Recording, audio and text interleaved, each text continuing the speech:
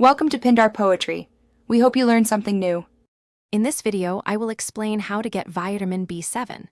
This essential nutrient, also known as biotin, plays a crucial role in your body's metabolic processes.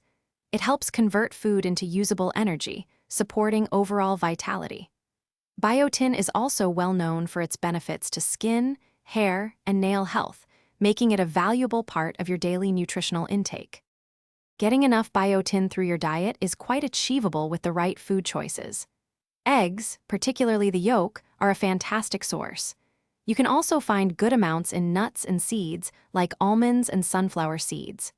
Organ meats, such as liver, are packed with biotin, and plant-based options include sweet potatoes, avocados, and mushrooms.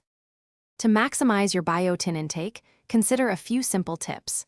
When consuming eggs, ensure they are cooked thoroughly, as raw egg whites contain avidin, which can interfere with biotin absorption. A balanced diet rich in whole foods naturally supports better nutrient uptake. Also, incorporating probiotic-rich foods can enhance gut health, further aiding in nutrient absorption. While a balanced diet usually provides sufficient biotin, supplements are an option if recommended by a healthcare professional.